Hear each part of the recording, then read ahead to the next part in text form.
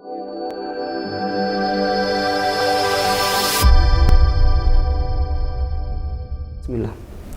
Assalamualaikum warahmatullahi wabarakatuh. Alhamdulillahi rabbil alamin.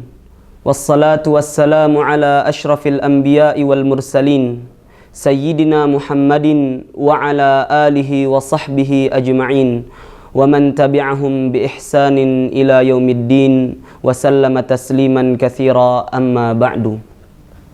Para pemirsa yang dirahmati Allah Subhanahu wa ta'ala, pada kesempatan kali ini kita akan sedikit berbicara tentang hukum mempelajari ilmu dunia. Mempelajari ilmu dunia itu hukumnya sah-sah saja atau boleh-boleh saja. Bahkan ada ilmu duniawi yang sangat bermanfaat bagi kaum muslimin. Contohnya seperti ilmu kedokteran, ilmu teknik bangunan, atau ilmu ekonomi dan lain-lainnya. Para ulama rahimahumullah tidak menutup mata akan kenyataan ini.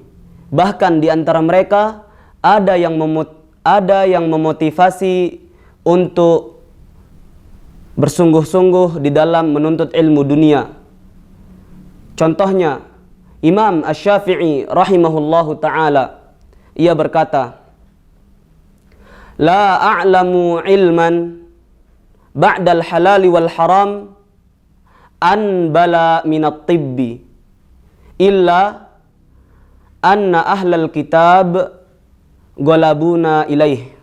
Imam Asy-Syafi'i rahimahullahu ta'ala berkata, aku tidak mengetahui sebuah ilmu setelah ilmu tentang halal dan haram yang lebih berharga dari ilmu kedokteran, ilmu medis, ilmu pengobatan, kecuali sangat disayangkan bahwa ahli kitab jauh lebih unggul daripada kita tentang perkara ini. Imam Asy-Syafi'i rahimahullahu ta'ala juga berkata, la taskunanna baladan, jangan sekali-kali kalian tinggal di suatu negeri, la yakunu fihi alimun yuftika an dinik, di mana di suatu negeri tersebut tidak ada seorang alim yang dapat memberikan fatwa tentang permasalahan agamamu. Wala tabibun yunbiuka an amri badanik, dan janganlah engkau tinggal di suatu negeri yang mana di dalam negeri tersebut tidak ada seorang dokter, tidak ada seorang tabib yang bisa memberitahukanmu tentang kondisi anggota badanmu. Kita ketahui bersama bahwa syariat ini diturunkan untuk menjaga 5 perkara. Yang pertama, untuk menjaga akal. Yang kedua, untuk menjaga nasab. Yang ketiga, untuk menjaga kehormatan. Yang keempat, untuk menjaga harta. Yang kelima, untuk menjaga anggota badan. Kenapa Imam Syafi'i menyebutkan dokter itu penting? Karena jika di suatu daerah tidak ada dokter, maka orang-orang yang sakit tidak akan mengetahui apa resep obat yang mujarab bagi penyakitnya tersebut. Oleh karena itu, Imam Asy-Syafi'i rahimahullahu ta'ala sangat menyayangkan akan kelalaian kaum muslimin terhadap ilmu kedokteran atau ilmu pengobatan, yang mana beliau berkata, dayya'u thulutsal ilm wa wakaluhu ilal yahudi wan nasara. Sayangnya umat Islam itu telah menyia-nyiakan sepertiga ilmu. Yang dimaksud di sini ilmu kedokteran, ilmu medis, dan mereka menyerahkannya kepada orang-orang Yahudi dan orang-orang Nasrani.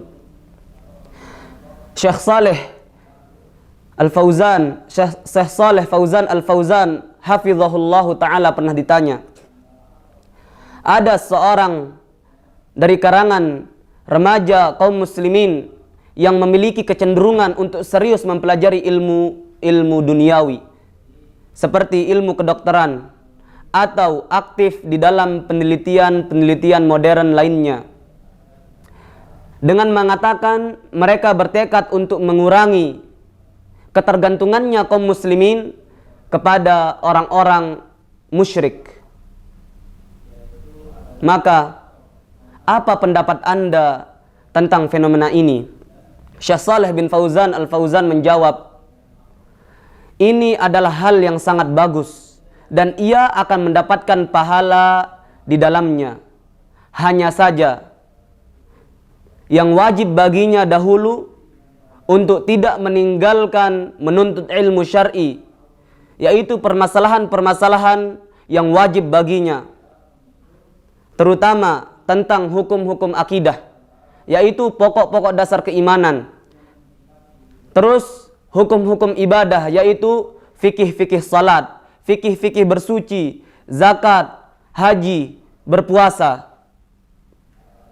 Maka yang harus diperhatikan oleh kaum muslimin sebelum ia mempelajari ilmu kedokteran tersebut, ia harus mempelajari ilmu agama supaya ia bisa melaksanakan perkara-perkara yang wajib dan menjauhi perkara-perkara yang diharamkan. Jikalau seorang serius di dalam mempelajari ilmu kedokteran, di dalam mempelajari ilmu-ilmu pengetahuan umum, sedangkan ia tidak mengetahui apa yang wajib di dalam agamanya, apa yang harus ia kerjakan dari syariat ini, maka itu suatu yang tidak diperbolehkan. Allah Subhanahu wa taala berfirman, "Ya'lamuna zahiran minal hayatid dunya wa hum 'anil akhirati hum ghafilun." Mereka hanya mengetahui yang lahir saja dari perkara-perkara dunia ini, namun mereka sangatlah lalai terhadap kehidupan akhirat mereka. Oleh karena itu, yang kita bisa simpulkan dari fatwa Syekh Shalih Al-Fauzan hafizahullahu ta'ala, wajib atas kaum muslimin untuk berbekal dengan ilmu-ilmu syar'i, terutama ilmu-ilmu yang wajib untuk dia ketahui sebagaimana yang telah kita sebutkan. Setelah itu, apabila dia ingin mempelajari ilmu-ilmu pengetahuan umum seperti ilmu kedokteran, ilmu medis, atau ilmu ekonomi, maka ia boleh-boleh saja dan tidak masalah untuk ia serius di dalamnya. Apalagi ia berniat untuk tidak mengurangi ketergantungan kaum muslimin, untuk mengurangi ketergantungan kaum muslimin kepada orang-orang musyrik, dan agar memajukan umat Islam dan mendapatkan banyak manfaat dari ilmu tersebut, maka ia akan mendapatkan pahala darinya. Kita tahu sabda Rasul sallallahu alaihi wasallam, khairun nas anfa'uhum linnas. Manusia yang terbaik adalah manusia yang dapat menghasilkan manfaat, dapat memberikan manfaat kepada orang lain. Semoga yang singkat ini bermanfaat bagi diri kami pribadi dan pemirsa sekalian. Wa akhiru da'wana anil hamdulillahi rabbil alamin. Wassalamualaikum warahmatullahi wabarakatuh.